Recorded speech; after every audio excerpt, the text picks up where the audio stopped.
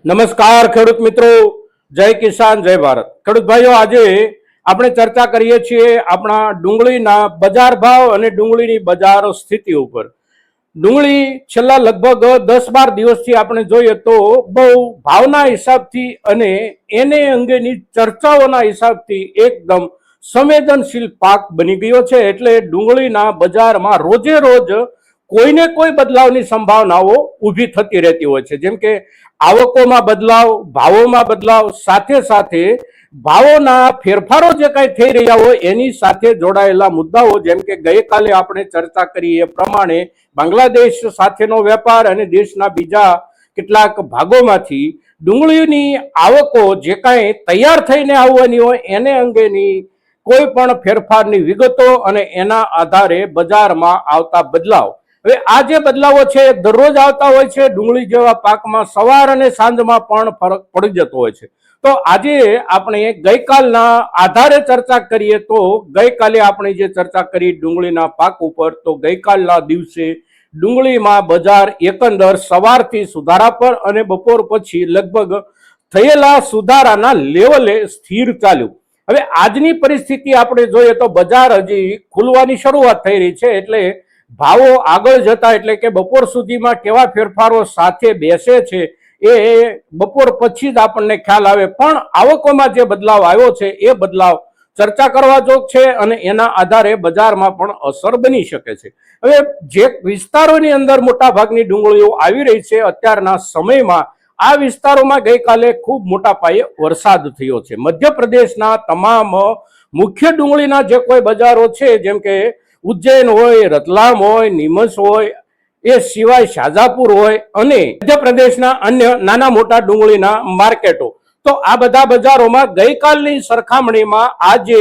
જે કાંઈ આવકો નોંધાય છે અત્યારમાં, એ આવકોમાં લગભગ એવરેજ 15% જેટલો ઘટાડો છે। કોઈ માર્કેટિંગ યાર્ડોમાં 20%થી પણ વધારે આવકો ઘટી છે, તો કોઈ માર્કેટિંગ યાર્ડોમાં 10-12% આવક ઘટી હોય, પણ એવરેજ સરેરાશ બધા માર્કેટિંગ યાર્ડોનો આંકડો આપણે લઈએ તો લગભગ 15% જેટલી આવકો મધ્યપ્રદેશના બધા જ માર્કેટિંગ યાર્ડોમાં ઘટેલી છે। અને ઘટેલી આવકોની સાથે કાં તો ગઈકાલનો મોટા પાયે થયેલો વરસાદ હોઈ શકે, અગર તો બીજું કારણ જે કાંઈ ભાવો થોડા થોડા સુધરી રહ્યા છે, સુધરતા ભાવોના આધારે આપણા ખેડૂતોમાં એક નવી આશા જે બની છે કે હજી સારા ભાવ મળશે અને એના કારણે માલની આવકો કંટ્રોલ થઈ રહી હોય। સાથે સાથે ઉત્તર પ્રદેશના બજારોમાં પણ સ્થિતિ એકંદર એવી રહી છે અને મહારાષ્ટ્રના બજારોમાં પણ એકંદર સ્થિતિ ઘટાડા સાથેની છે। હવે આપણા ગુજરાતમાં તો મોટા પાયે માલ આ દિવસોમાં આવતો જ નથી। આપણા બંને મુખ્ય માર્કેટિંગ યાર્ડો જે છે ગોંડલ અને મહુવા, તો ગોંડલનું માર્કેટિંગ યાર્ડ તો છેલ્લા 4 દિવસથી બંધ છે। આજે માર્કેટિંગ યાર્ડ ખુલે ત્યારે આવકનો આંકડો આપણને સાંજે કદાચ બપોર સુધીના મળી શકે, પણ આપણા મહુવામાં કોઈ મોટા પાયે અત્યારે આવકો નથી થઈ રહી। હવે આ જે આવકોમાં ઘટાડો આવ્યો છે એની અસર કદાચ આજે બજારમાં આપણને જોવા મળે। સામાન્ય રૂપમાં ગઈકાલ કરતા થોડો સુધારો પણ બની શકે। સાથે સાથે જે નવા વેપારની અપેક્ષા ઊભી થઈ છે બાંગ્લાદેશ તરફથી, આ વેપારના કામકાજમાં ગઈકાલે અને પરમ દિવસે 2 દિવસ દરમિયાન પ્રગતિ કેટલી થઈ છે, વાસ્તવિક પ્રગતિ, કારણ કે ચર્ચાઓ અલગ વાત હોય છે અને વાસ્તવમાં વેપાર થવો એટલે કે માલના ઓર્ડરો મળવા, લેવડ દેવડો થવી, આ બધું કેટલું થઈ રહ્યું છે એના આધારે બજાર આજે આવતીકાલે અગર તો આગામી 5 દિવસ કે 7 દિવસ આ પ્રમાણે એનો આધાર લઈ અને ફેરફારો સાથે આગળ વધી શકે છે। પણ આજના દિવસે આવકો ઘટી છે એટલે આ એક મોટો ફેરફાર છે અને આ ફેરફારના આધારે આજના દિવસે ભાવોમાં પણ ફેરફાર બની શકે છે। હવે ગઈકાલે આપણે જે વાત કરી હતી એ વાતમાંથી એક વાત આપણે કાયમ માટે યાદ રાખવાની છે કે આપણા ડુંગળીના પાકમાં, ડુંગળીની ઉપજમાં કોઈ પણ ભાવની સ્થિતિ બહુ લાંબા સમય સુધી સ્થિર રૂપમાં રહેવાની સંભાવનાઓ નથી હોતી। એટલે અત્યારનો સળવાટ, અત્યારનો સુધારો, આ સુધારો આપણને યોગ્ય લેવલ સુધી પહોંચ્યો હોવાનું જ્યારે લાગે ત્યારે આપણી પાસે જે કાંઈ માલ સંગ્રહિત હોય એના નિકાલ ઉપર આપણે અવશ્ય વિચારવું।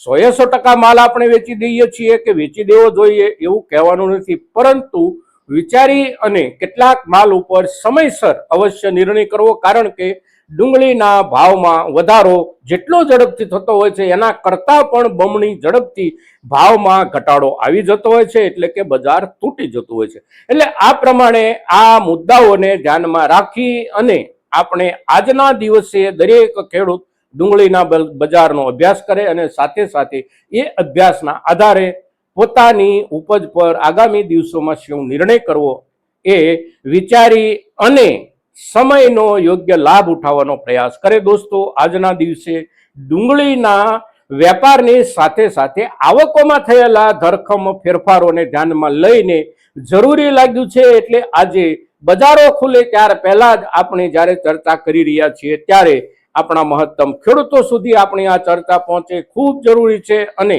એને માટે આપ સૌના તરફથી સહયોગ મળશે એવી અપેક્ષા સાથે જય કિસાન, જય ભારત.